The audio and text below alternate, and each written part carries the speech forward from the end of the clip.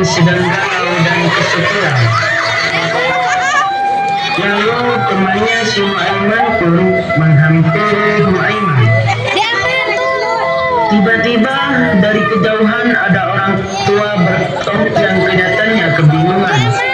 Pria itu tampak toleh-toleh mencari sesuatu. Ternyata kakek itu adalah Mahramah bin Aufan yang telah berusia 115 tahun. Dia adalah orang buta.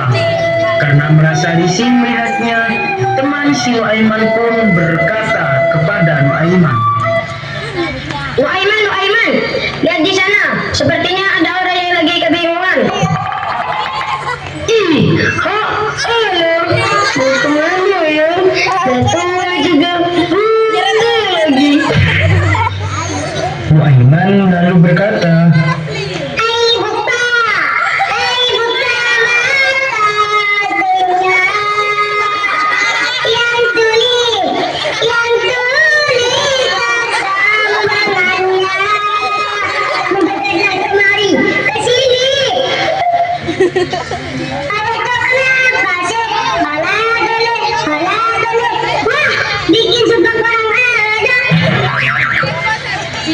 Aku sebenarnya bingung mencari toilet.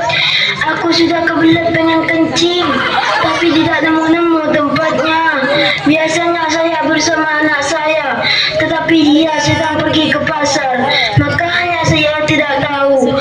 Saya sudah kebelet gak kuat nahan nih. Gimana kalau kita kerjain orang tua buta ini? Setuju? Setuju, Basti. Cari toilet. Modal daripada. kemudian Nuaiman memegang tangan si buta dan menuntunnya ke sebuah tempat. Saat itulah mulailah timbul rasa Nuaiman menjahili orang buta itu. Dan ternyata benar, Nuaiman bukannya membawa si buta ke toilet, akan tetapi malah membawanya menuju masjid Rasulullah Shallallahu Alaihi Wasallam. Padahal masjid zaman dahulu tidak ada toilet. Setelah sampai, Nuaiman kemudian membawa si buta masuk ke dalam masjid itu. Si buta yakin bahwa orang yang membawanya adalah orang baik. Kemudian Nuaiman meletakkan si buta di dekat mihrab masjid dan berkata dengan penuh kepercayaan, Kita sudah sampai ke toilet, Kek. Silakan kakek mau ngapain aja, terserah kakek. Apakah di sini aman dan tidak ada orang? Aman. Lakukan keperluanmu saja. Seketika itu, Nuaiman mulai pergi meninggalkan si buta dan menghilang entah kemana. Sedangkan si buta lalu mulai membuang hajat yang sudah lama diangkat.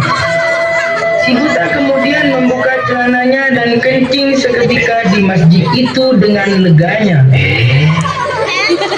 Tanpa disangka, ternyata dalam masjid itu terdapat para sahabat Nabi dan tabi'in yang sedang melaksanakan ibadah salat. Sontak situasi menjadi gegeh dan memanas. Para jemaah sholat yang melirik aksi konyol orang itu sontak mempercepat gerakan sholatnya. Setelah selesai sholat, mereka mendekati pria itu dan hendak memukulnya. Tetapi setelah diinterogasi ternyata orang itu buta. Mereka sampai heran sekali dengan orang buta ini. Kok pedenya pipis di dalam masjid? Padahal masjid adalah tempat ibadah yang selalu dijaga kesuciannya. Mereka kemudian bertanya, Hei, kenapa kau berani-beraninya kencing di masjid Rasulullah? Apa? Ini masjid Rasulullah. Iya, ini masjid Rasulullah. Kenapa kamu bisa seperti ini? Astagfirullah, tadi saya mencari-cari toilet. Kemudian saya bertemu seseorang yang kelihatannya orang baik dan menunjukkan toilet. Dia katakan kalau ini adalah toilet. Ini pasti ulah si Nuaiman. Ini pasti kerjaan si Nuaiman. Gak akan salah lagi. Setelah si buta mengetahui bahwa yang membuat dia malu dan sial adalah si Nuaiman, maka dia berjanji akan mencari Nuaiman dan memukul dia dengan tongkatnya. Si buta lalu berkata, Saya berlakar. Saya tidak akan pernah keluar dari kota Madinah sebelum saya berhasil menemukan Nuaiman dan memukulnya dengan tongkat saya. aksi Nuaiman ini sungguh membuat si buta marah dan dengki, sebab dia dipermalukan dan menjadi tontonan para jemaah sholat di masjid itu. Sejak saat itu si buta mulai pergi mencari Nuaiman di berbagai sudut kota. Dia bertanya ke sana kemari kepada seseorang yang ia jumpai. Tahukah kamu di mana Nuaiman berada? Kalau Nuaiman dicari tidak akan ketemu, kek. Emangnya kakek cari Nuaiman untuk apa? Ngawat tu sarana. Saya mencari Nuaiman karena Nuaiman telah menjahili saya dan saya ingin memukulnya. Ya Allah, Nuaiman, Nuaiman. Karena si buta itu capek mencari Nuaiman kemana-mana gak ketemu, akhirnya beliau memilih istirahat. Tidak lama kemudian, Nuaiman muncul datang dan menghampiri si kakek buta itu. Woi, lagi santai kawan. Hai buta, kamu kenapa?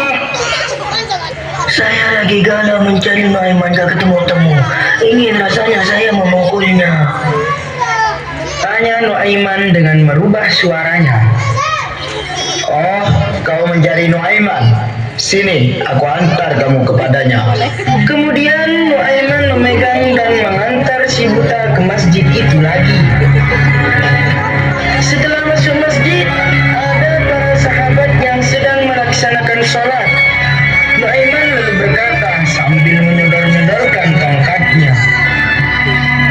Nuaiman lalu beraksi dan berkata, Nah, itu dia Nuaiman. Habis nipu kamu, dia pura-pura sholat. lalu Nuaiman perlahan-lahan pergi meninggalkannya. Tak berpikir panjang, si kakek buta itu lantas mengangkat tongkatnya dan memukul orang yang sedang sholat itu sekeras-kerasnya. Seketika itu orang-orang yang melihatnya berteriak, "Hei,